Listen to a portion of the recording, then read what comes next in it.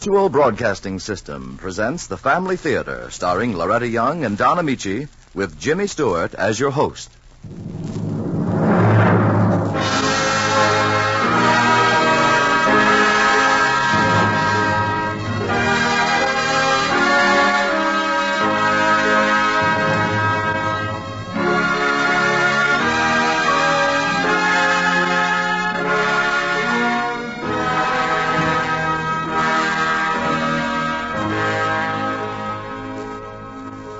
More things are wrought by prayer than this world dreams of.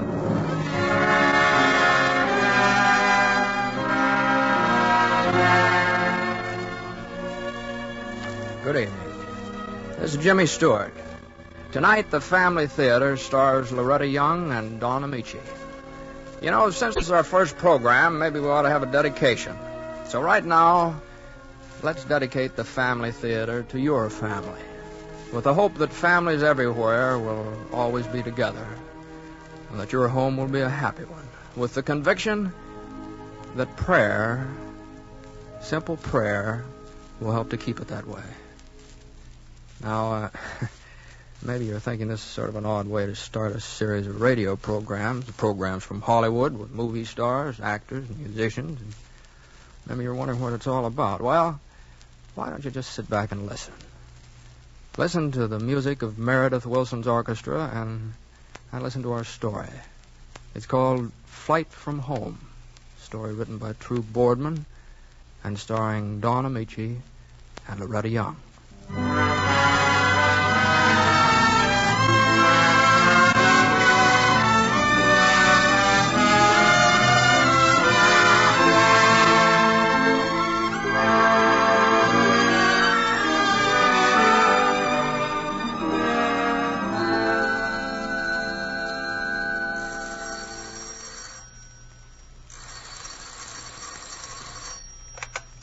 Hello?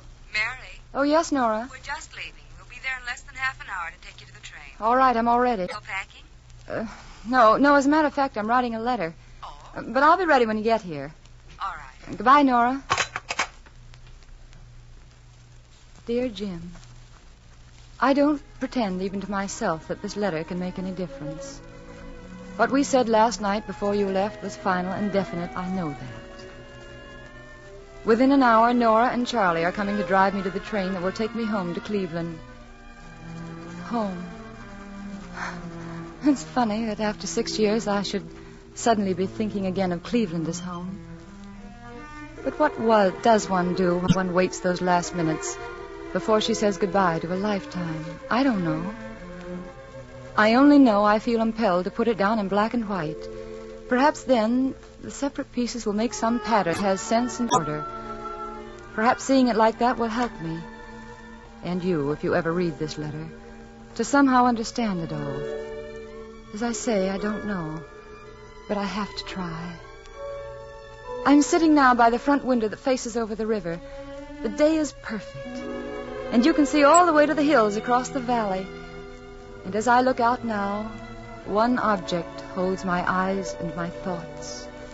It's something you built for me, Jim, with your own hands, and showed me so proudly the day we arrived here from our honeymoon. The day that was really the beginning. Okay, Mrs. Matthews, your mansion awaits. All out?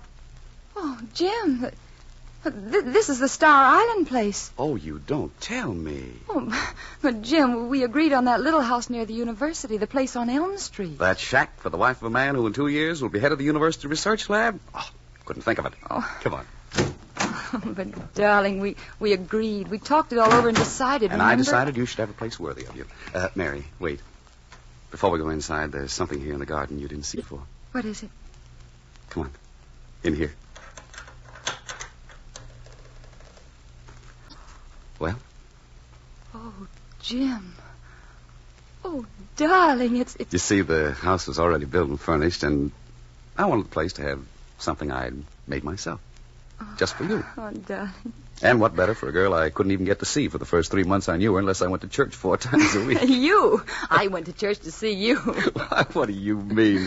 Your mother told me you practically lived down at that church before you ever saw Jim Matthews. Oh, Jim, if I didn't already love you more than any man deserves, this shrine you built for me would... Oh, Jim, I'm so happy I'm scared. Hey, now, take it easy. You know where I got the idea for the shrine? That trip I took around the world. On an island in the Indies I visited. Each family has its own shrine outside the house. They do? Uh-huh. Guarantees every newly married couple fair weather, good crops, and at least 14 children. 14? Well, 13. Oh, all right. Come on, let's go inside the house. Darling, before we go in, could we dedicate our shrine? Oh, it has been. The moment it was finished. By a fella I know. Oh. And what does fella say?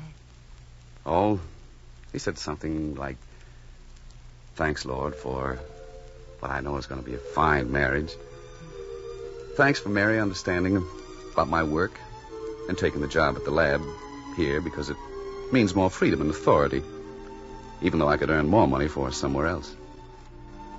Thanks for this house, and above all, may it be blessed with children, and may every one of them look like their mother. Oh. That was all. You have anything to add? Yes, just one thing. What? Thanks, dear Lord, for Jim. And help me to be the wife that he deserves. And if it be your will, let there be children, all just like their father. Amen. All right, darling. Let's go inside.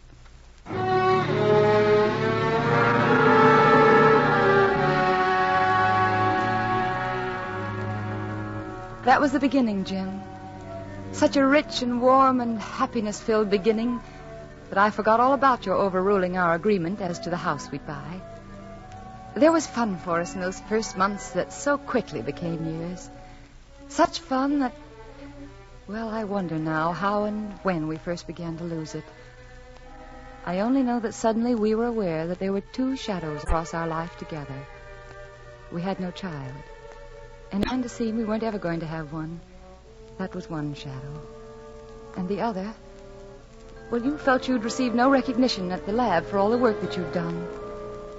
And then, just before our 4th anniversary, there was a night when it all seemed perfect again. We were alone, and you were helping me in the kitchen.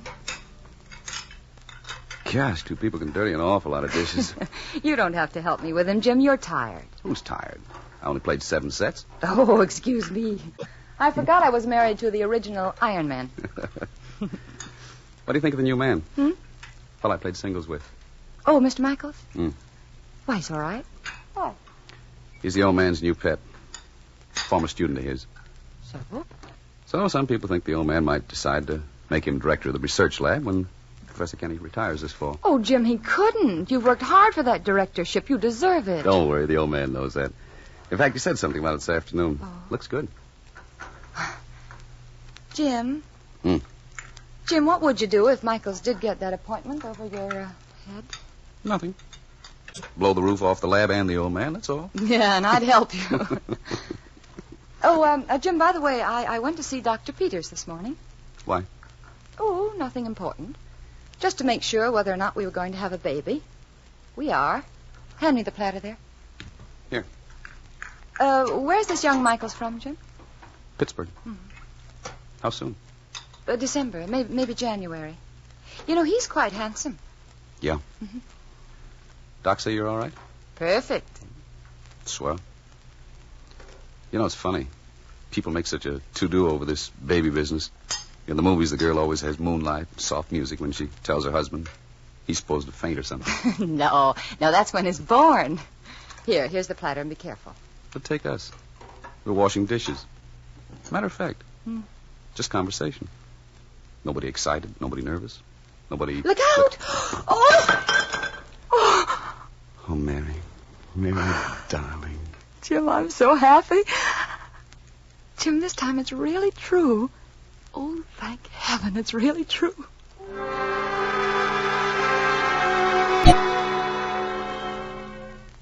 Those months that followed, Jim, for those months I will always be grateful. Our life had purpose again, and it was beautiful and complete. And you were as proud as if you'd personally invented the idea of parenthood.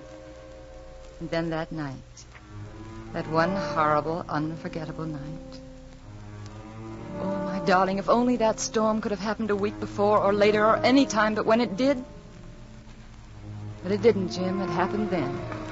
At perhaps the most crucial moment of our lives. Yes, Dr. Peters, of course you're right. She shouldn't drive in this storm. Oh, I'm positive she does. Yes, right here. Here, Mary, he wants to talk to you. All right. He's definitely sending another doctor. Oh, yes, all right. Hello, Doctor. Yeah, fine time I pick. Helpful Mary, that's me. Oh, yes, of course I understand. You're right. Yes, of course it's safer in this storm. Oh, certainly, as long as you recommend him. But just so he makes it in time. Oh, no. No, I haven't been able to find Jim anywhere. And, Doctor, I'm worried about him. He should have been home 2 hours ago. Now, Doctor, look, you know I'm not alone. I called Nora and she came right over. Now, don't you worry about me. I'm going to be all right. And don't forget, I bet you it's a girl. Now, you say it's a boy. It's still a boy, huh? Nora, Dr. Peters said... Oh, Nora. Hold on, honey, hold on. That one was 18 minutes. Nora, the front door. Jim, is that you? Oh, Jim, I'm so glad you're here. Hi, Mary. Hi, Nora. Oh, darling, where have you been? Jim. Bill? I've been celebrating. All by myself, all afternoon. I got some news for you. Michaels got that assignment as director of the lab. Pretty boy Michaels is now my new boss. Ray. Oh, Jim. Jim, Mary's needed you. The baby. What about it? You mean... Yes, Jim, yes. But I'm all right now that you're here. We called Dr. Peters, and he can't leave the hospital, so he's sending a doctor here. But he doesn't want me driving into the hospital in this storm. Well, it's ridiculous. Of course you're going to the hospital. There's time, isn't there? Oh, I suppose so, but Dr. Peters Jim, said... that's crazy. The doctor specifically And said I that say she's going to the hospital. We'll have no home delivery with some doctor we don't know. You're having the best, Mary. You hear me? Jim Matthews' wife is having the best there is. No storm or anything else is going to prevent it either.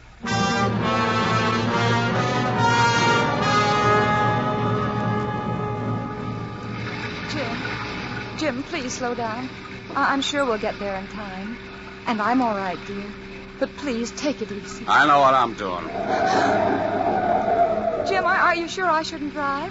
I can, you know. Don't be ridiculous. I'm terribly sorry about the appointment, dear. You should have had it. Jim, please slow down. Oh, be quiet, Mary. I had a few drinks, sure. What of it? Stop sounding as though I'm... Jim, look out!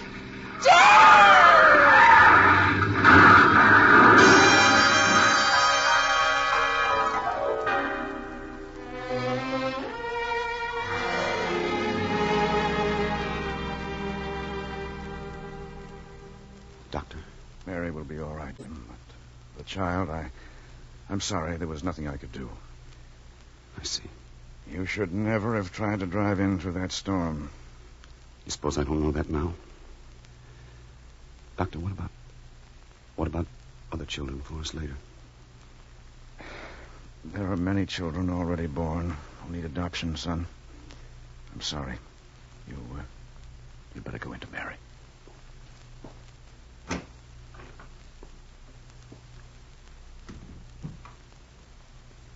Mary. Jim. Mary. Jim, we lost our... Jim, our baby's dead. Dr. Peters couldn't save him. You must know this. Except for the accident, you both would have been all right. Oh. Except for the accident. Oh, Jim. Jim, listen to me. I'll let you rest now. I'll leave you alone. Oh, no, Jim, don't do that. Jim, wait a minute. Listen.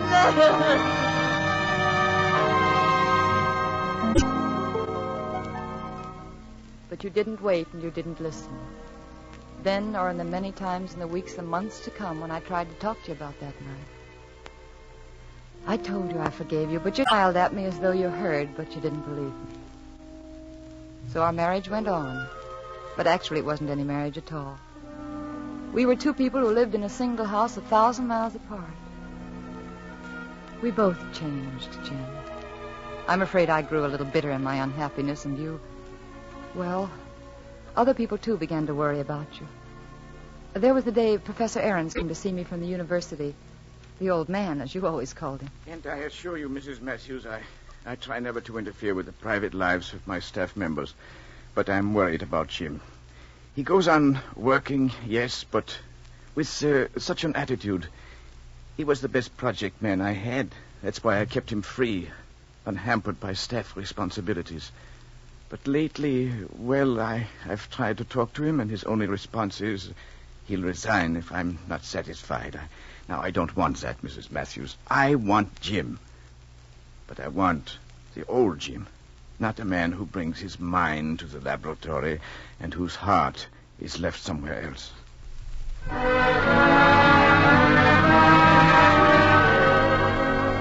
We talked, Jim, when we saw each other, but we might as well have used different languages. And then I thought perhaps I'd found an answer.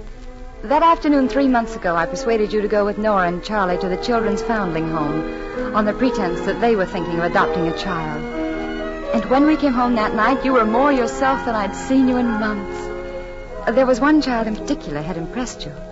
Mary, did you notice that girl a little older than the others? Kid with the turned-up nose and long yellow hair? Why, yes, wasn't her name Joan? Yeah, that's it. Any chance of Nora and Charlie taking her? Did you like her? Me? Uh-huh. Well, sure. How can you not like a kid in a spot like that? Well, I mean, did you like Joan particularly? Did you, Jim? So that's it. Yes, that's it. Nora and Charlie had no intention of adopting a kid. No, Jim, no, they didn't. But I thought about it and prayed about it for an awfully long time, and I honestly think that a child is the answer, Jim. Maybe our life is, well, as it is, because it's too shallow. Yeah, I thought of that, too. Oh, darling. Darling, do let us investigate. Let us talk to them at the home. Let's start to think about it seriously, huh? What's there to think about? If you want it that way, go ahead. Oh, Jim! And the first thing we'll do is cut that kid's hair. Oh, darling!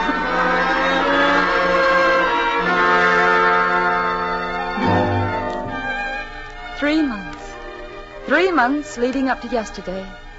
3 months of interviews with the adoption board and visits to the home, and fixing the den over for room for Joan. 3 months of planning. 3 wonderful months of living again.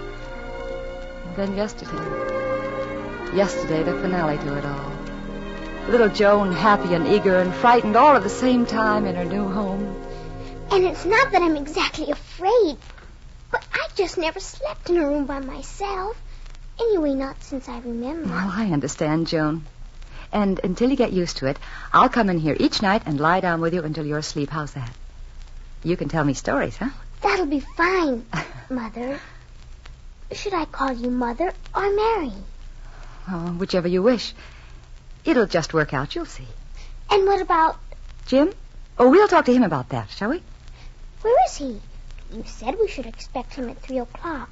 It's almost 5. Well, maybe his train's late. You know, he's been on a trip.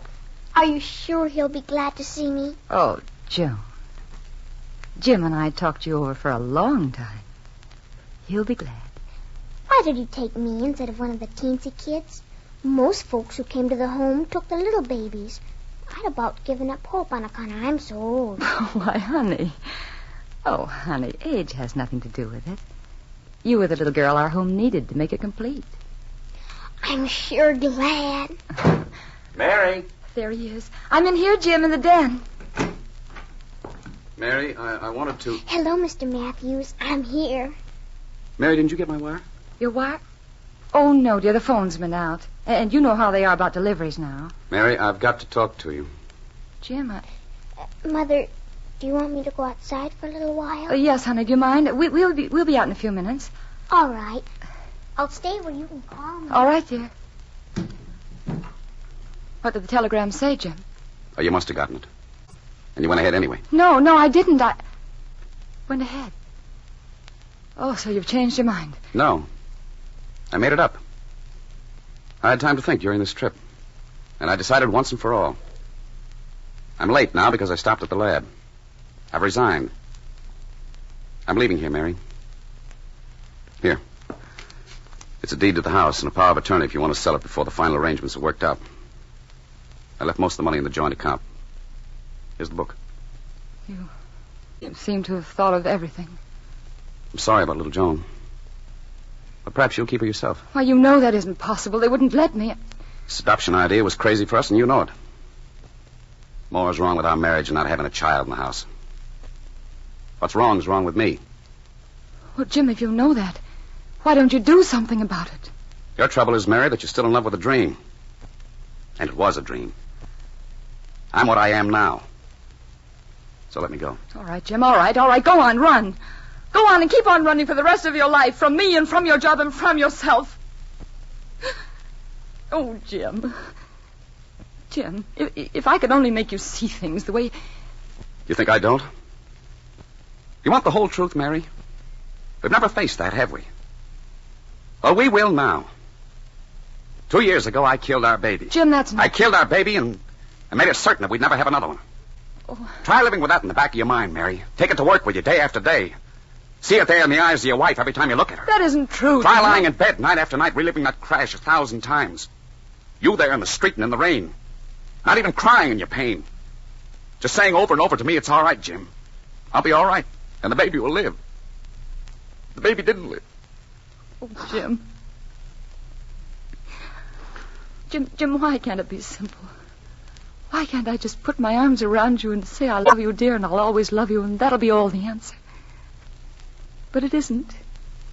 Our only chance is for me to try to make you see it all as I do, Jim. No, Mary, I'm going. Now, Jim, listen to me. Listen, please. Jim, what happened that night 2 years ago was an accident. A single accident for which no one is responsible. It won't do, Mary. We were on that road for one reason. The selfish pride of the man you call your husband. Pride that wouldn't let him have his child born here at home when he could be important by rushing you to the hospital. The same pride that even at the start of our marriage made me buy a bigger and better house than the one we'd agreed on together. The same pride that couldn't take the blow of Michael's being named director and sent me to a bar to get drunk when you needed me more than ever before in our life together. Jim, if these things are true, or if you feel they are, what answer is it now to run away?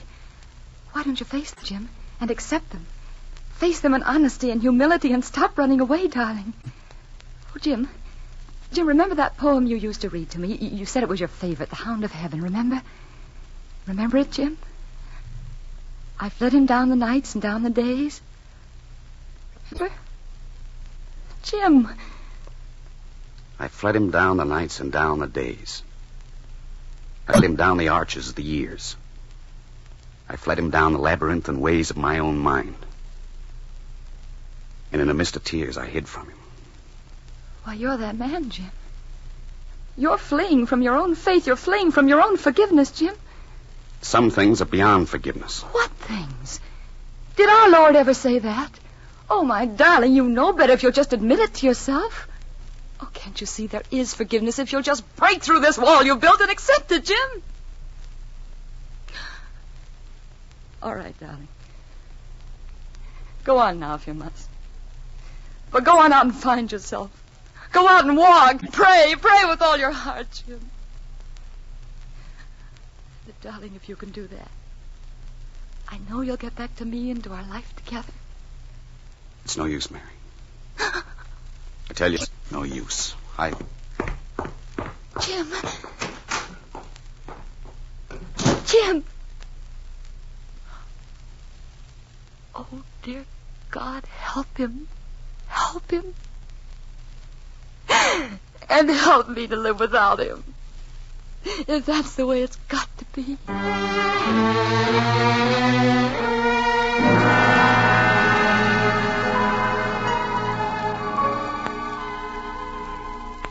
So it ended, Jim. You turned and walked out into the night, and it was over. There it is, the whole story. I said that putting in a letter might help me to understand, but it doesn't. I only know that I still love you as I shall never love another human being. And that when you went out of that door, a part of myself went with you. What's left, I don't care very much about. There's a car in the driveway, Jim, and that means that Nora and Charlie are here for me. So I must finish this quickly, Jim. And oh, is that you, Nora? I'll be with you in a minute. I'm just finishing my letter. Nora? Hello, Mother. What? Joan, honey. Joan, how did you get here? I didn't run away and come back here, if that's what you mean. Somebody brought me. Somebody... Who? He says he wants to talk to you. Please, outside. He says you'll know where. Yes, of course. Of course I do.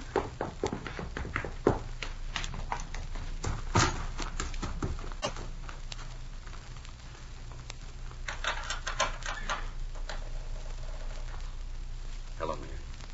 Hello, Jim. I got as far as the train last night. But I kept hearing those words. I started walking. I must have walked all night. But you were right. I fled him down the nights and down the days. And all of a sudden, there was no place I could go. Once the walls I built were down. Oh, darling, welcome home. I am home, Mary. Oh. Really home. I know. I know, Jim. And, Jim, I'm going to help you all I can. And I'll need your help. Oh. I asked for my job back this morning as Michael's assistant. Oh. Oh, I know you won't be sorry, Jim. I know you won't.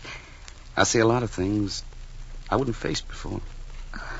The work I can do is a lot more important than whatever title they want to give me. Our child is dead. I can't change that. But there are lots of kids, like Joan, who could use the love we have to give. Oh, darling, you do see. Mother? Oh, yes, Joan. Come on in, honey. Oh, can I? I mean, may I? Of course you may. This is our family shrine, Joan. And after all, you're part of the family now. A very important part.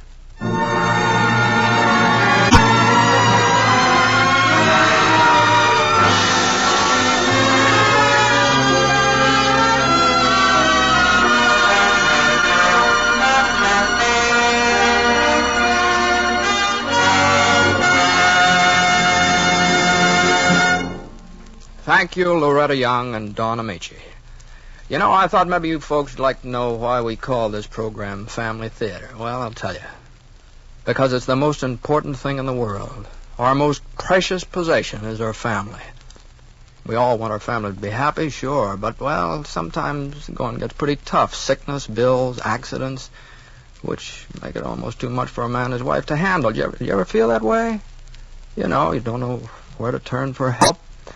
And because you're upset and worried, you get irritable and wango. The whole family seems to sort of fall apart, and you're positive there's nothing you can do to prevent it. But just stop and think a minute. Maybe you're overlooking something. Maybe there's a way you can get help. The most powerful help a man could ask for. But you've got to ask for it. And how do you ask for it? Well, you just pray.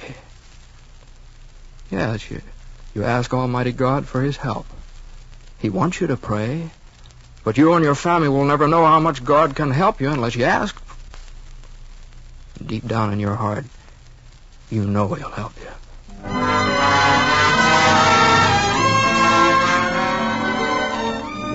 Before saying goodnight, I'm sure that Loretta Young and Don Amici join me in expressing our pleasure in having had a part in dedicating this first program of the Family Theater. Thanks to everyone who helped make the Family Theater possible. And you might be interested to know that Richard Sandville directed our play and True Boardman wrote it. Next week, our stars in the Family Theater will be Walter Brennan and Beulah Bondi in an original story, No Night Too Dark, by Charles Tazewell. All right, that's Jimmy Stewart saying good night. Good night, everybody.